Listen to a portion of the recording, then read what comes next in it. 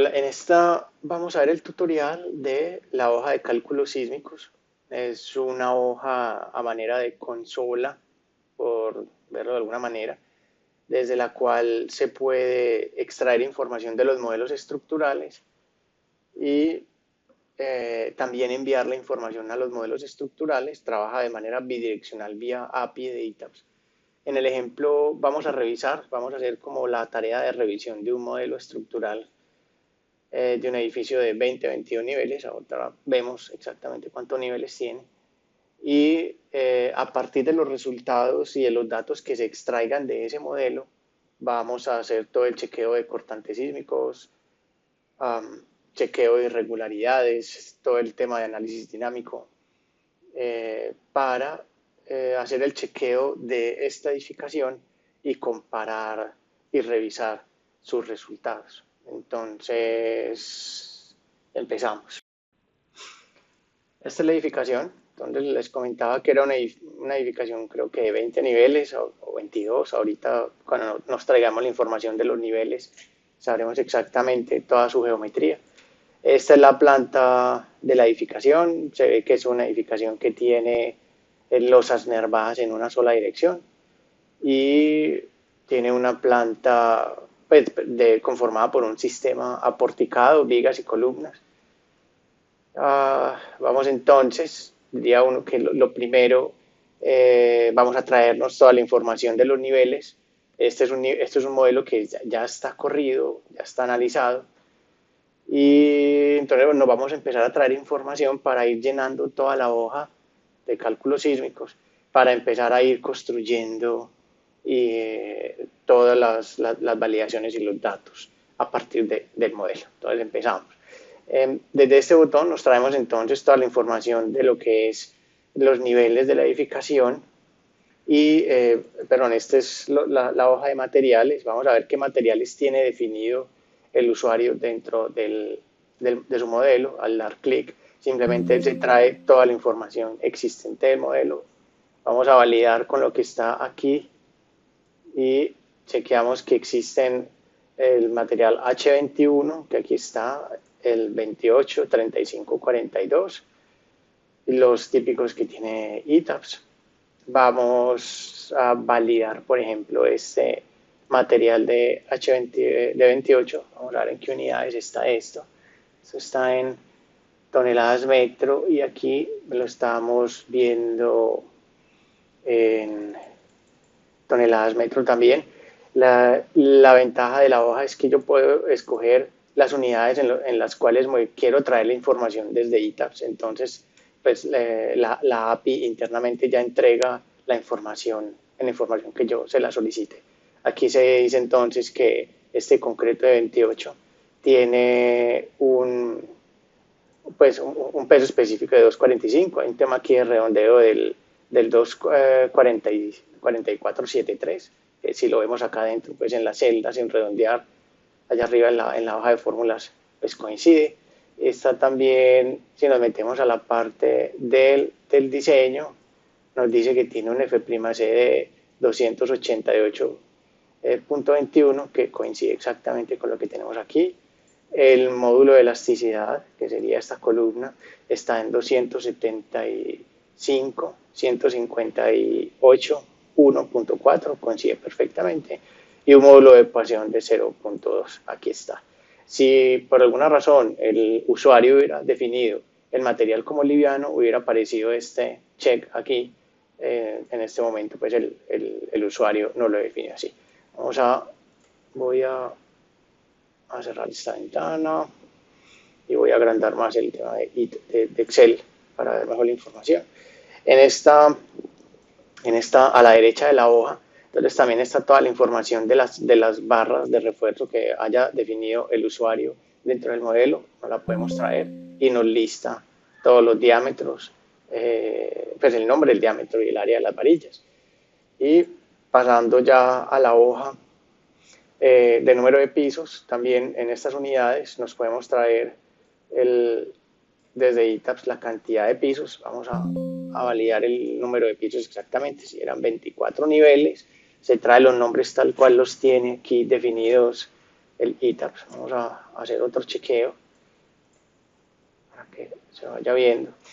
Dice entonces que cubierta, piso 23, 22 y 21. Están las elevaciones de 72, 69, 66, que aquí está. Y cada piso tiene una altura de 3 metros. Aquí la hoja ya automáticamente hace el cálculo de factor de reducción de carga viva. De alguna manera recuerden que lo que les comentaba ahorita es que esta hoja no solamente sirve para traer información, sino que yo desde aquí pudiera enviarle información a ETABS. Y este cálculo es de alguna manera por si uno va a trabajar cargas reducidas en su modelo, pues ya tiene, según el método que está implícito en la norma, escrito en la norma, pues los factores de multiplicación de la carga viva, si así lo desea, una ayuda que tiene la hoja. Esta zona de acá nos trae la masa de cada nivel, como esto ustedes lo saben, pues si manejan el software de ETABS, para que este dato lo arroje el software, el modelo tiene que estar previamente corrido, que fue como se indicó al inicio. Si yo ando aquí entonces, él se va a traer la masa de cada nivel, que es indispensable para hacer todo el proceso de fuerza horizontal equivalente y el chequeo de algunas irregularidades, etc. Entonces aquí nos trae masa por masa. Esto nos evita el trabajo, que esta es como la ventaja de la hoja, de tener que venir acá para cada cálculo de lo que hemos hecho, tener que venirnos aquí a esta zona de las tablas y seleccionar lo que nosotros deseamos ver. Por ejemplo, para sacar esta masa de la edificación nos hubiéramos tenido que venir, si no estoy mal, vamos a ver, aquí está, el más data. Entonces me lo traigo por story, le digo ok. Entonces aquí entonces hubiera tocado es copiar y pegar, es decir, exportar, darle file, export. Esto le va a abrir Excel y después le hubiéramos tenido que copiar y pegar. Aquí, por ejemplo, pues hay una diferencia de unidades respecto a cómo se les estaba solicitando aquí, que este es en kilogramos, si hubiéramos podido cambiarla, o lo podemos cambiar de una vez si quieren, pero el hecho, lo que les quiero mostrar es la velocidad con la que, y el tiempo que esto ahorra en un cálculo, por tener integrada la ayuda del API del ETABS. Vamos para a ver cómo la persona definió en su modelo todo lo que ya es la definición de losas y de muros. En esta hoja simplemente entonces nos traemos los datos que haya él definido para validar, por ejemplo, además de los nombres, si haya un error en nombres y definición, qué tipo de elemento fue el que definió, con qué material, y lo más importante es si utilizó o no factores de reducción de propiedades de los elementos. Normalmente pues se utilizan, o muchas personas utilizan factores multiplicadores M1, M2, M2 y M3. Y aquí efectivamente se ve que el usuario, el ingeniero, le fisuró estos tipos de elementos shell, de elementos shell, sí, como lo fisuró a estos momentos, M1, M2, M3, y los afectó por un valor de 0.501. Si nos vamos ya entonces para este lado de acá, y nos traemos la información de los muros, suponiendo que él haya definido muros o columnas utilizando elementos tipo shell, y es posterior a haber definido los PIR, nos trae entonces que sí, que efectivamente él trajo, si vamos a ver la planta, aquí en este modelo, estas columnas fueron definidas como elementos PIR, de más que fue por esta conectividad excéntrica, que si hubiera sido por un elemento frame no se hubiera podido hacer, y trae tanto la propiedad, y aquí se valida que, por ejemplo, para estos muros o para estos elementos no se utilizó ninguna fisuración, ninguna modificación de propiedad. Las secciones, el espesor, el tipo y el material, que de alguna manera es consistente con el nombre que tiene aquí. Sería eso para validar. Siguiendo entonces ya nos vamos es para ver cómo él definió las secciones de los frames. En la hoja se divide las secciones frame, las que él haya definido para vigas, que son estas del lado izquierdo en azul, y estas en el lado derecho, cómo habrá definido él sus columnas. Todo esto depende y está marca la diferencia en la forma de diseño. ¿Se acuerdan cuando uno va al ETABS y le dice, cuando define las secciones, se va por acá para las secciones frame y, por ejemplo, vamos a seleccionar esta columna, le dice que a la hora del diseño, y nos vamos para el tema de diseño, que es, ¿dónde es que está el tema? Es aquí, en el tema del diseño, y uno le dice entonces que ese elemento lo diseñe esa P, o sea, carga axial y los dos momentos, si es una columna y si es una viga, entonces normalmente diseñamos esa al momento alrededor de 3. Esta diferenciación es lo que en la hoja él va a llevar el elemento para un lado y para otro, que igual pues es como el ETABS muestra los resultados a la hora de diseñar en su pantalla. Entonces vamos a traernos todas las vigas que tiene definido el ingeniero. Aquí vemos pues que definió columnas de 30 por 40, 50 por 40. Esta base es más grande que la altura, por alguna razón, y tiene cuántos son los recubrimientos. Él pone 6 de recubrimiento tanto arriba como abajo. Y los factores modificadores. Está reduciendo, por ejemplo, que esto sería algo que llamaría la atención, porque está reduciendo la masa y el peso en un 95%. Supone uno que es por el doble peso que siempre suma ETABS en la intersección de las losas sobre los frames cuando se unen los elementos. Eso sería algo, por ejemplo, una anotación, hacerle las memorias, simplemente que dé un argumento de por qué el valor del 95 y por qué no 98, 93. Bueno, aquí nos damos vueltas y nos damos cuenta sin tener que estar entrando a cada una de las secciones del modelo y entrando a validar qué fue lo que el ingeniero hizo, qué fue los cambios que él hizo en sus modificadores, uno por uno. Aquí ya trae toda la información y la pone a la vista para el ingeniero que esté haciendo la revisión. Vemos que aquí hay otra revisión, aquí hay otros cambios en inercias. Por ejemplo, esta inercia la redujo al 75% y esta al 50%.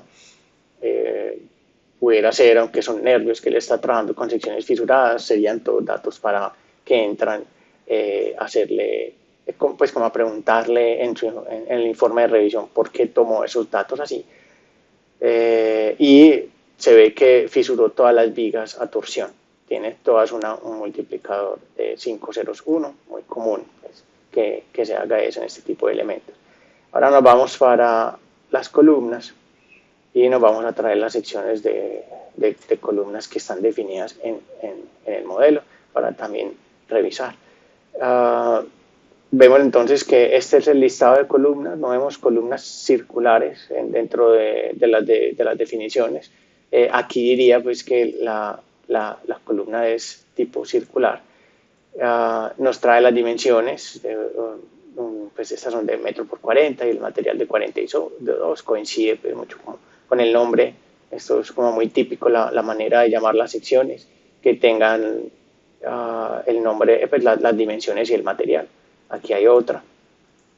Esta, por ejemplo, sería para validarla, porque dice que tiene una base de 70 y una altura de 40, y el nombre está al contrario. Aquí pudiera el contorno estar detectando algo, eso pues ya haciendo el ejercicio y entrando a ese nivel de detalle, pero el ejemplo es simplemente para ver cómo es el manejo de la hoja de Excel. Vemos que las columnas no tienen ningún factor multiplicador, que este es el material que se utilizó para el acero longitudinal. Este es el tipo de material que utilizo para el acero transversal. Esta lista de materiales que está aquí, de tipo refuerzo, coincide exactamente con los materiales que están aquí listados. Como ven, aquí para cada uno de los materiales que habíamos visto anteriormente, le coloca el tipo de material acá al lado, él escoge automáticamente de la lista. Y estos dos que son tipo refuerzo, rebar, son los que nos están mostrando aquí únicamente para esos dos elementos. tipo rival, que fueron los que debió haber seleccionado el ingeniero. Nos dice cantidad de barras en cada una de las direcciones de la columna y el diámetro, que estas son definiciones básicas que siempre, como ustedes saben, pues se hacen al montar un modelo en ETABS, los recubrimientos utilizados y las separaciones de los estribos. Todo esto, pues diría uno que si va a entrar, por ejemplo, la separación del estribo, si va a entrar a hacer unos análisis más avanzados, pero bueno, el ETABS se trae consigo toda esa información que simplemente es cómo fue que el ingeniero hizo la definición de sus secciones y todo el tiempo que al simplemente dar el clic se trae toda la información para verla ahí claramente y de una manera supremamente rápida. Ya desde el punto de vista del modelo, ya tenemos qué materiales se definieron, cuál es la cantidad de niveles, los nombres, las alturas, ya sabemos la altura total de la edificación. Si nos vamos acá, por ejemplo, nos dice pues, que el nivel estructural del 72, este dato es primordial para hacer fuerza horizontal equivalente. Tenemos también que cómo el ingeniero definió sus losas y sus muros, qué propiedades que pudo haber de pronto hecho en el tema de modificadores que es tan delicado. Lo mismo si de pronto pudo haber definido columnas de ese elemento. Ya nos trajimos todas las secciones frame que él utilizó en su modelo para revisarlas, su geometría, los modificadores, materiales utilizados. Entonces ya sí, dice uno que empieza de alguna manera como la revisión del modelo, de la estructura. Nos metemos a la hoja de espectro. Esta hoja de espectro, pues, ya, de que es una hoja muy común para generar el espectro según la NSR10, en donde pues se escoge la ciudad y el día, pues en función a la ciudad se trae estos datos, el tipo de suelo que nos dio el ingeniero de suelos, y también se trae estos datos, el grupo de uso para el que se está diseñando la edificación y el amortiguamiento del espectro, por ejemplo. Esto normalmente, esta hoja, para esta versión de la hoja, si toca es validar el espectro, es decir, hacer el espectro de esa mano para entrar a comparar con lo que el ingeniero hizo. En esta versión no se está trayendo el espectro. Me he podido encontrar de alguna manera el comando o el método dentro de la API de ETABS para que uno pudiera listar estos valores que él haya ingresado, ¿no? Ese sí toca entonces es entrar acá, entrar al tema de funciones, aquí está, se llama 80% de C, y entrar a validar los valores que él haya ingresado acá con respecto a los que uno está definiendo para el tema de su espectro. ¿Sí? Si este espectro, por ejemplo, no lo tiene uno aquí definido, pues tocaría entonces ya es entrar a modificar manualmente su espectro para que coincida con el del ingeniero. Continuando con el tema del espectro, entonces les explico, la hoja tiene la posibilidad de construir los espectros elásticos de diseño, también el de validación de derivas. Ustedes saben que el espectro para validación de derivas, la norma nos deja utilizar un coeficiente de importancia de 1, y el de diseño, si nos toca utilizar el coeficiente de importancia según el grupo de uso. Para este caso, para el ejemplo, es un grupo de uso tipo 2, entonces se ven las diferencias entre los espectros debido al coeficiente de importancia. Y también tiene incluido la creación de los espectros para el tema de umbral de daño, suponiendo que la edificación sea parte del grupo 3 o 4, para el caso, como estamos diseñando o se está revisando, perdón, una edificación de grupo 2, no hay necesidad de validarlo, pero la hoja tiene la posibilidad de crear los espectros para los tres, para crear los tres tipos de espectros que normalmente son utilizados en la norma NSR10. Ya pasando entonces, suponiendo que este es un ejemplo, suponiendo pues que este es el espectro y validándolo con las memorias de cálculo del ingeniero revisor, entraríamos a hacer nuestras observaciones y nos venimos para el tema de casos de carga. Voy a borrar esta información que hay acá para mostrarles entonces que ya la hoja entonces vamos a traernos todos los casos de carga que el ingeniero diseñador definió dentro del modelo, y se trae todos los patrones, se ve entonces la cantidad de casos de carga que él creó, y estos son los de viento, que normalmente así el ETABS tiene la manera de representarlos. Tiene, por aquí hay un parámetro de empuje y el nombre de todos los casos que están definidos. Si entramos aquí a compararlos con los patrones de carga, aquí está, vemos entonces que sigue coincidiendo toda la información que nos estamos trayendo del modelo sin tener que entrar a exportar ningún dato. Por el método tradicional, el ETABS se lo trae automáticamente. Aquí vemos entonces que también hay dos casos sísmicos que utilizó el diseñador. Parece que al mismo tiempo estará haciendo análisis modal espectral. Va a hacer un análisis estático. Y en este lado de la hoja nos trae aquí todo lo que es la información de esos datos. Voy a borrar esto acá para mostrarles entonces que nos trae el ingeniero cómo tiene definidos sus casos estáticos. Tiene entonces un fuerza horizontal X, se llama así, en dirección X. Tiene aquí el ratio de excentricidad accidental, desde qué nivel hasta qué nivel los está llevando, desde la cubierta hasta el piso base. Aquí se muestra pues, los niveles pues, que el ingeniero diseñador está utilizando, y los valores del C o del SSUA y el K dentro del modelo.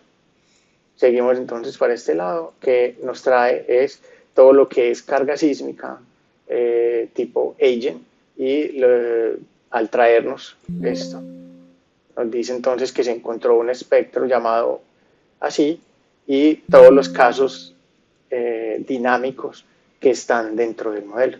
Tiene entonces un caso que se llama sismo y otro de derivas, posiblemente pues porque él es de una edificación del tipo de uso 2, y en función a eso él creó sus dos espectros y sus 4 casos de carga.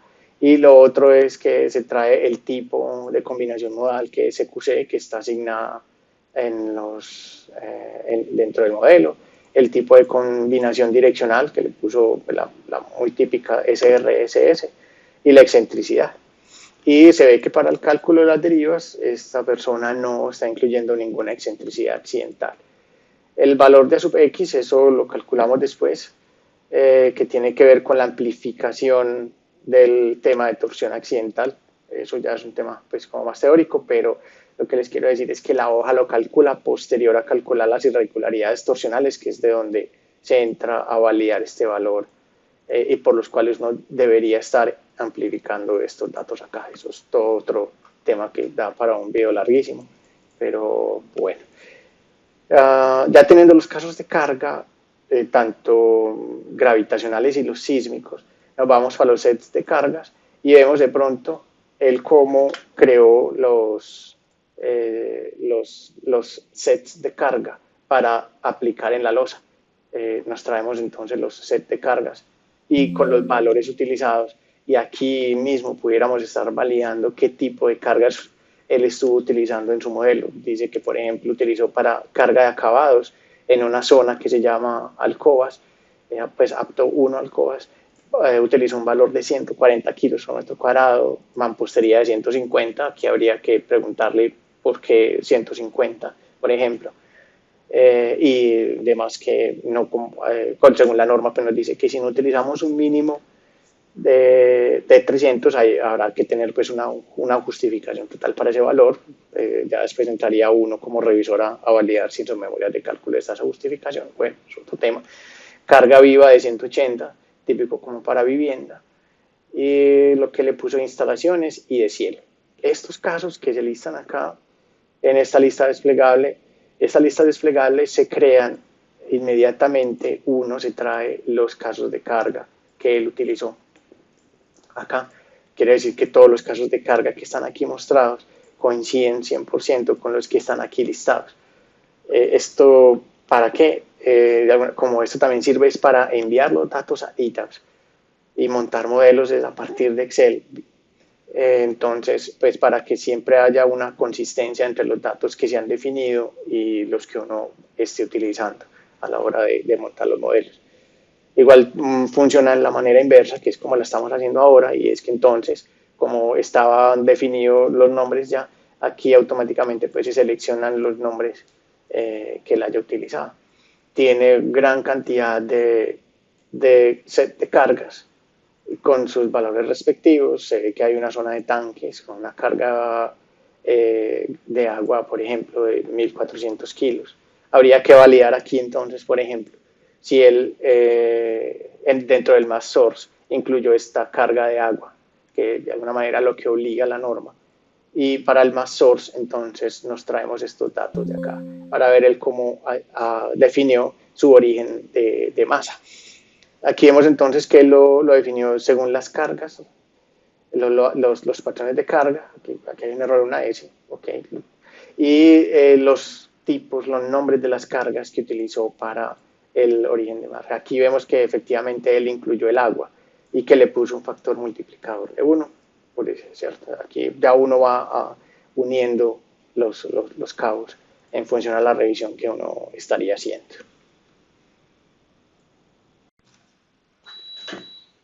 Bueno, entonces ya después de tener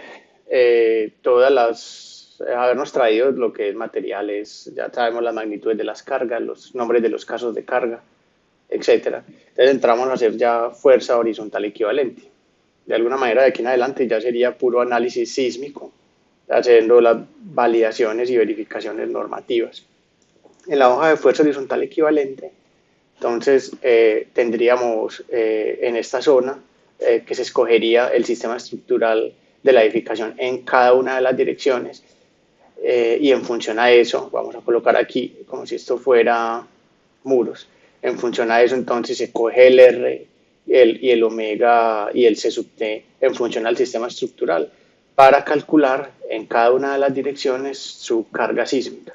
La hoja trabaja independientemente cada una de las direcciones principales de la edificación y a cada una se le calcula las irregularidades que apliquen y en función a eso el valor del R definitivo que aplique.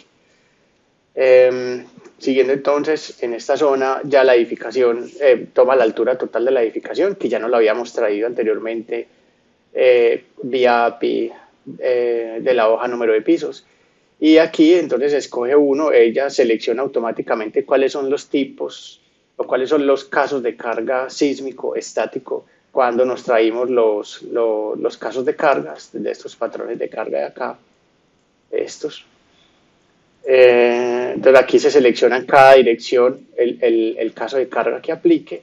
Ella hace todo lo que es como la definición del método de fuerza horizontal equivalente y para poder validar y en definitiva calcular la carga sísmica estática, pues necesitamos el modo en cada una de las direcciones, el modo de vibración o el periodo en cada una de las direcciones para poder saber con qué periodo es que uno entra en definitiva a tomar el SSUA del espectro elástico. Para eso entonces nos vamos para la hoja tabla ITAPS. Aquí en la hoja de tablas ITAPS es la hoja en donde esta hoja se alimenta con todos los resultados una vez se haya corrido el modelo. Entonces, en esta hoja está toda la parte de análisis modal, aquí nos traemos toda la parte de los cortantes sísmicos, las masas de la edificación, cualquier cantidad de información que se arroja posterior a haber corrido el modelo y con esta información, con la cual uno puede entrar a hacer los cálculos y los chequeos, por ejemplo, de las irregularidades, de los cortantes sísmicos, y etcétera, ¿cierto? Entonces, en la primera parte está la parte del análisis modal. Aquí nos traemos todos para cada uno de los modos su periodo y el porcentaje de participación de la masa de cada uno. Al darle clic, entonces se alimenta automáticamente y nos muestra, por ejemplo, que para el primer periodo tiene 3.33 segundos y tiene una participación del 74%. El tema de las participaciones de la masa tiene un sistema de sombra en columnas como para irnos guiando a nosotros pues como usuarios de la hoja. Y acá al final ya nos muestra los totales que se tienen que, pues los totales de ese análisis indicándonos pues cuál es el modelo, cuál es el periodo, y en función a eso, en cada una de las direcciones, cuál es el porcentaje de participación de basa de estos periodos fundamentales. Tenemos también aquí, que ya lo habíamos hecho anteriormente, pero en la otra hoja se muestra, es más desde el punto de vista como para memoria de cálculo. Aquí nos traemos la masa. Esta masa ya se utiliza para poder calcular el peso de la edificación y con esto poder hacer el cálculo de fuerzas horizontales equivalente. Sigue entonces estas dos tablas que es para traernos lo que es las fuerzas de cada piso. O sea, seleccionamos pues, los casos de carga dinámico que pues, nuevamente, una vez se hayan creado los casos de carga o se hayan traído los casos de carga que inicialmente nos trajimos del modelo, estas listas desplegables se actualizan automáticamente para uno poder ir seleccionando lo que uno necesite. Entonces se trae las cargas de cada nivel y el desplazamiento del centro de masa. ¿Por qué es importante estas dos tablas? Posteriormente, ahorita nos vamos a traer lo que es la rigidez de cada nivel. Y con esa rigidez de cada nivel es que se calcula la irregularidad de piso flexible. En algunas versiones de ETABS esta tabla no la está arrojando el programa. Entonces necesitamos estos datos que son la fuerza y el desplazamiento para poder calcular la rigidez de ese piso, dado el caso es que la versión de ETABS que uno esté manejando no la esté arrojando. Aquí al lado derecho se muestran estas dos gráficas, más como para uno tener un orden de magnitud del comportamiento, y también sirve pues perfectamente como para la memoria de cálculo que uno esté realizando. Sigue en esta parte lo que es las reacciones en la base de los cortantes sísmicos dinámicos para poder hacer posteriormente la validación o la comparación con los cortantes sísmicos estáticos. Esta parte de aquí, desde la hoja de la fuerza horizontal equivalente que vimos ahora, está aquí abajo también. Entonces, pues aquí se seleccionan los casos de carga, que miren otra vez está en la lista desplegable, los casos de carga para los que uno se quiere traer las reacciones en la base, y pues alimentan tanto la hoja de tablas como esta, que es de alguna manera donde se viene a utilizar específicamente. Volviendo a la hoja de tablas, ahora nos traemos entonces la rigidez de cada piso, y aquí nos dice que efectivamente para esta versión que se está utilizando ETABS el programa no lo está arrojando, y pregunta entonces que si la desea calcular. Para eso fue que nos tuvimos que traer anteriormente lo que es fuerzas y desplazamientos de cada uno de los niveles. Y aquí ya hace el cálculo de la rigidez de cada nivel. Con esto, nuevamente, es que se va a calcular posteriormente la irregularidad del piso flexible. Y está acá abajo esta parte, que lo que hace es hacer un inventario de las columnas de cada uno de los niveles, de las columnas y de los muros.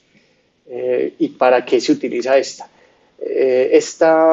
Se necesita tener un inventario de qué columnas hay en cada uno de los niveles para, teniendo su sección y su concreto asignado, poder calcular como una resistencia cortante de cada uno de los niveles. Con esta resistencia cortante se puede hacer la comparación de esta resistencia para poder hacer el cálculo de esta irregularidad, que se llama la de piso débil, 5A y 5B. Esta irregularidad no he visto que la calcule mucha gente. Me he guiado para crear la hoja en algunos videos de diseñadores de otros países, en donde lo que hacen es una comparación de la resistencia cortante. Aquí se habla, que hay que tener en cuenta es que aquí se habla de resistencia en esta irregularidad 5A y 5BA, más no de rigidez, que he visto que muchos ingenieros lo que hacen es confunden el criterio. Y aquí es claramente que se habla en la norma desde el punto de vista de resistencia. ¿Qué hace entonces el macro? Que ahorita lo vamos a hacer, lo explico aquí brevemente. Lo que hace es que haya la resistencia de las columnas a cortante y hace la comparación de la resistencia de cada uno de los niveles para poder validar esta irregularidad. Volviendo a la tabla de ITAPS. Entonces, el macro lo que hace es que hace un inventario de todas las columnas que existen en un solo nivel y saca entonces que, por ejemplo, esta sección de 40 por 70 H42 tiene un material asignado de H42 y si uno se para sobre ella, le lista qué frames tiene asignado esa sección. Aquí, por ejemplo, me dice que hay otra sección, perdón, y aquí hay, ¿y cuántas veces se repite? 8 veces. Y esta también, entonces, dice que hay una sección en este nivel de 40 por 1 metro con este material y se repite esta cantidad de veces. Teniendo la cantidad, la sección y el concreto, se puede entrar a hacer se puede entrar a calcular una resistencia de cortante total de ese nivel y poder hacer, hacer la comparación. Cuando veamos el tema de la irregularidad, lo vemos un poco más a fondo. Pasando ya entonces a la hoja de irregularidades. La primera irregularidad entonces que se calcula, voy a borrar esto acá, es la irregularidad torsional. Debemos seleccionar entonces los casos, el caso de carga sísmica para el que uno va a seleccionar, pudiera estar seleccionando el de deriva en cada una de las direcciones, suponiendo pues que uno vaya a seleccionar, vaya a calcular esta irregularidad sin tener en cuenta la irregularidad torsional o teniéndola en cuenta. Ya pues la norma es muy clara al respecto y es criterio de cada ingeniero. Pero lo que les quiero decir es que aquí la ventaja es que hay una lista desplegable en donde se están mostrando todos los casos de carga sísmica que están definidos dentro del modelo, que son los mismos que nos trajimos en su momento para acá. Y aquí habíamos visto que, por ejemplo, estos que se llaman deriva tenían una excentricidad accidental de 0. Por eso entonces se da como la libertad para que ya pues el ingeniero defina si quiere incluir o no esta excentricidad para el chequeo de esta irregularidad, aunque la norma pues al respecto es muy clara, pero bueno, cada cual pues con su criterio. Entonces nos traemos, damos clic acá y el macro inmediatamente va y trae la tabla desde ITAPS. Nos muestra pues para cada caso de carga el diafragma, las derivas máximas y la promedio, que es con la que se calcula la irregularidad torsional, y el ratio, que este ratio pues no puede pasar, los límites son 1,2 y 1,4 en función pues a lo que se vaya a ir calculando. Como no hay irregularidad torsional en ninguna de las dos direcciones, pues hay avisos que nos indican entonces cosas como que, por ejemplo, la deriva se puede evaluar con un I igual a 1 y además de eso, como no se tiene irregularidad torsional, entonces las podemos validar en el centro de masa y no en los nudos perimetrales de la edificación, que de alguna manera es un poco más desfavorable. Sigue la irregularidad de retroceso de esquinas y la irregularidad pues, en el diafragma, la 3P y la 2P. Estas irregularidades sí o sí tienen que ser digitando los valores por el usuario. Y aquí se indica, según esto, entonces, si la edificación es irregular o no. Para estos datos los voy a dejar que aquí me muestre que sí hay una irregularidad para mostrarles ahorita cómo la muestra en el resumen. Estos datos son pues, de otro ejercicio totalmente diferente. Supongamos pues, que son de estos como para mostrarles el funcionamiento de la hoja. Y aquí en la irregularidad 3P pues se da la posibilidad de uno escoger cuál de las dos irregularidades está chequeando. Si está chequeando la 1 o la 2, en función a eso pues se digitan las dimensiones con las mismas letras que muestra la norma para ella poder aplicar la fórmula. Bien, entonces el tema de el chequeo de la irregularidad de piso flexible. Para eso era que necesitábamos anteriormente el cálculo, aquí en tablas ITAPS, el cálculo de estas rigideces, que para eso, debido a que el ITAPS no las está arrojando esta versión, necesitábamos los desplazamientos en el centro de masa y los cortantes de cada nivel. Si, por ejemplo, nos pasáramos la parte de espectro y le dijéramos a la hoja que la edificación es del grupo 1, al pasarnos a la hoja de irregularidades, nos indica que, por ejemplo, esta irregularidad no requiere validación, porque es del grupo 1 y está en zona de amenaza sísmica intermedia. Quiere decir que así nos hubiera dado aquí que si es irregular, ya uno sabe al final entonces en el resumen que no es necesario tomarla porque la norma 1 simplemente no lo obliga. Estas, para cada una de las irregularidades, ella va mostrándole a uno cuál en función al grupo de uso y a la zona donde esté ubicada, cuáles sí son obligatoriamente, cuáles obligatoriamente se tienen que evaluar. Por ejemplo, esa tampoco se tendría que evaluar, que es la de piso flexible. Volvamos entonces dejémoslo aquí, yo les muestro esto. Entonces, con las masas, estas son las de pisos flexibles, ok, sí, ya las calculamos. Aquí en cada una de estas nos diría si tiene la irregularidad o no. Aquí, ya yéndonos para la de la masa, nos muestra pues que las masas están como muy uniformemente distribuidas entre los niveles, pero aquí nos dice igual que, además de que no requeriríamos tenerla, resultó que, aunque no hemos calculado la deriva, que eso es posterior, pues nos está indicando que la deriva es 1.3 veces la deriva, es menor que la deriva del nivel hacia arriba. Todas estas notas las tienen las normas,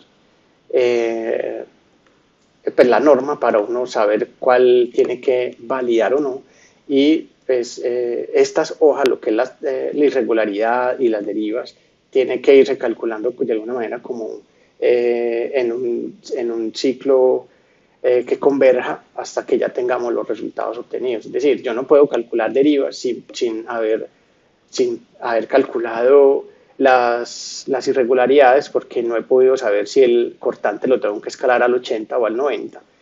Y yo no puedo calcular irregularidades porque todavía no tengo las derivas. Entonces es un proceso iterativo y en este momento pues, nos está arrojando eso. Ya después cuando calculemos derivas venimos y debería uno pues venir a validar, dado el caso, esto. Viene la irregularidad geométrica. Esta también es digitando los valores que se muestran en la figura. Vamos a volver aquí al espectro para volver pues como a cómo estaba el ejercicio originalmente. Y aquí está entonces el proceso ya es para calcular la irregularidad del piso débil. Para esto, entonces, miren que toman todo el área de la columna, vamos a darle aquí calcular, creo que el proceso se demora un buen tiempo. Tenemos las áreas de la columna, pues no se demoró casi, las áreas de las columnas en metros cuadrados en función al inventario que había hecho anteriormente. Tiene el área de los muros, cuando dice muros, aunque la edificación no tenga un muro como tal, recuerden que esta edificación tiene aquí unos elementos, columna, que el diseñador en su momento definió como piers. Entonces, esto él lo identifica a la hora de hacer el inventario de las columnas y él dice que son muros, pues porque simplemente tienen asignado una propiedad de pier. Entonces saca el área de esas columnas en el nivel y el material que tienen asignado. Posterior a eso, entonces saca el FIBE sub C teniendo en cuenta esto y pues el área y el concreto. Y el concreto total suma, pues y la resistencia total a cortante sumando los dos valores entre muros y columnas. Y hace la comparación entre niveles que dice la norma. Eso lo hace internamente. Ahora que esto pudiera ser una validación inicial, o es más bien una validación inicial, pues porque solamente tenemos el área de las columnas. Todavía no tenemos, por ejemplo, cuántas ramas de estribos porque no hemos entrado a hacer el diseño. Y suponiendo que esto fuera un diseño nuevo en una revisión, no se tiene todavía el diseño de las columnas, el diseño cortante de las columnas. Que diría uno que mínimo uno entonces tiene 2 ramas de estribos en cada una de las direcciones, pero a eso también habría que sumarle la cantidad de ramas adicionales o secundarias que tiene cada una de las direcciones de la columna para poder hacer la validación completa de la resistencia cortante. La hoja solamente en este momento calcula eso en función al área de las columnas en cada una de las direcciones y tiene en cuenta es la resistencia del concreto para hallar este valor, solamente calcula el FIBE sub C y no el otro.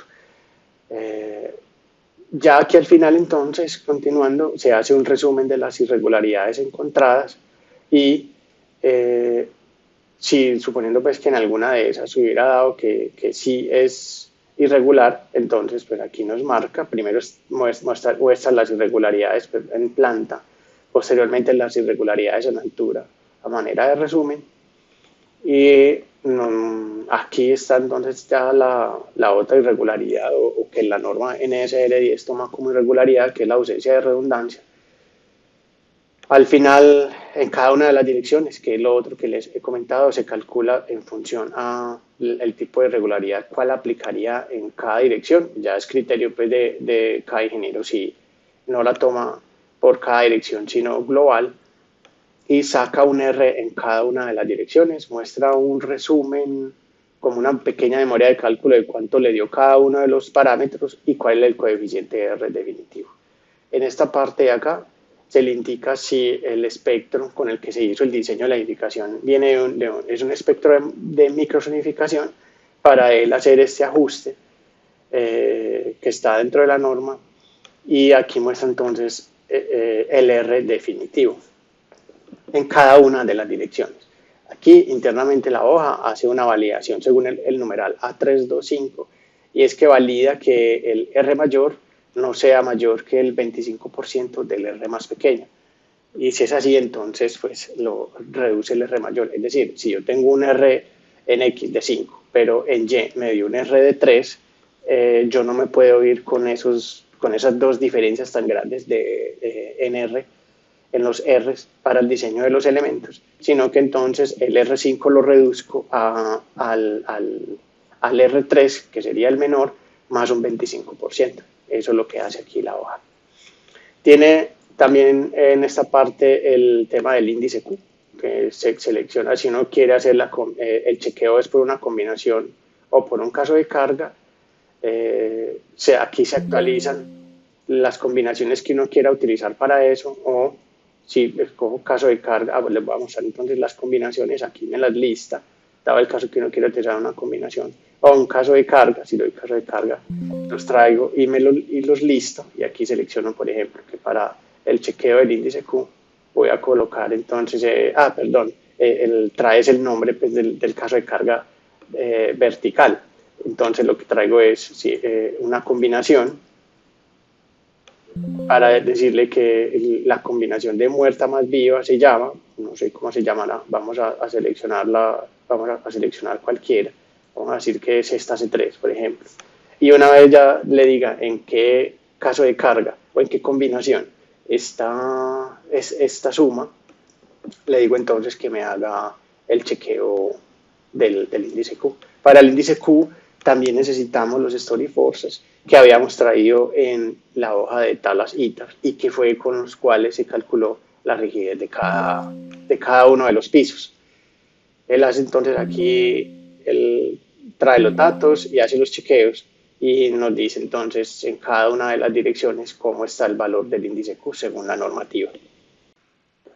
Teniendo ya obtenido esos datos, ya pudiera uno devolverse al método de la fuerza horizontal equivalente para poder evaluar entonces si la edificación es regular o irregular.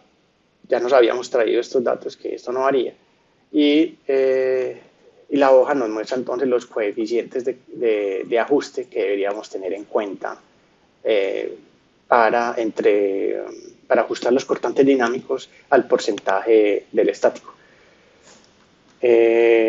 Volviendo entonces aquí, ya seguiría es el proceso de chequeo de derivas, y en esta hoja entonces lo que nos dice es si estamos trabajando es con las secciones fisuradas o sin fisurar.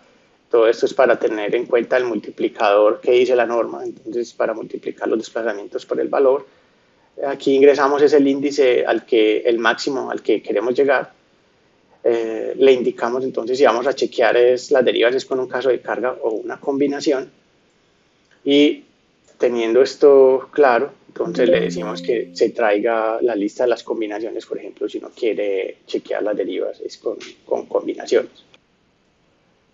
Entonces seleccionamos, suponiendo que vamos a chequear las derivas, es para los casos de carga, seleccionamos los casos de carga, nos traemos los casos, seleccionamos el caso de carga para el cual vamos a chequear derivas, derivas en X, derivas en Y, seleccionamos si nos queremos chequear las derivas en los nudos en todos los nudos de cada nivel o en el centro de masa, como anteriormente habíamos visto por el chequeo de irregularidades, nos da que los podemos chequear en el centro de masa. Y aquí ya nos traemos los valores de deriva calculados.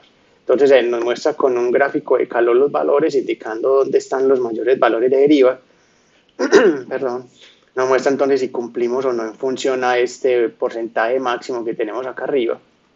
Y también nos está indicando que como el valor de la deriva es menor a 1.3 veces la deriva del nivel superior, nos dice que nos exime tener que chequear estas irregularidades.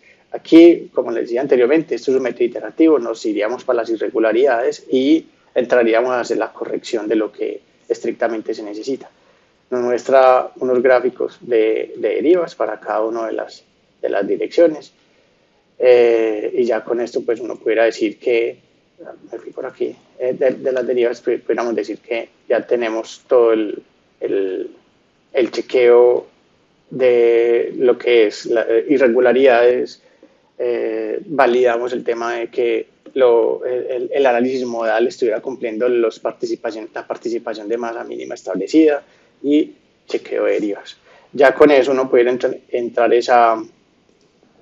a las combinaciones de carga. Ahí esto sí pues ya tienes un formato muy establecido pues en la oficina, y es que se hacen varios tipos pues las combinaciones casi que están aquí establecidas, y el ajuste de cortante se hace vía combinación y no vía caso de carga.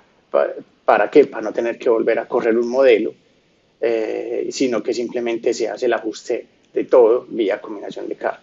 Como esto es casi queda para otro video independiente en donde estemos haciendo el diseño, como esta es una revisión, lo que sí nos podemos traer son las combinaciones de carga que existen en el modelo.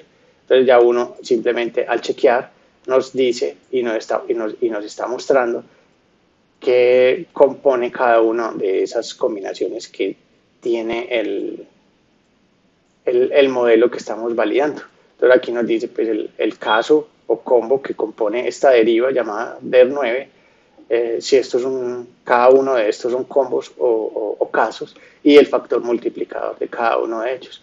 Ya con eso entonces uno tiene casi que la globalidad de todo el modelo que está revisando o que estaría empezando a diseñar en unos cuantos minutos, en comparación a tener que estar uno teniendo que exportar, copiando, pegando, organizando tablas y haciendo cálculos manuales de, por ejemplo, el ajuste de los cortantes sísmicos, el chequeo de las irregularidades y todo lo que nosotros tuvimos que, por ejemplo, tener que entrar a copiar y pegar dentro de esta hoja de tablas que es el insumo para hacer el resto de chequeo de la parte sísmica de la norma. Eso entonces les quería mostrar. Esta es una nueva herramienta que se está desarrollando, ya se está comercializando, y hasta aquí va el avance. Vamos a ver en la versión 5, que es la que se va a entrar a comercializar. Que estés bien, hasta luego.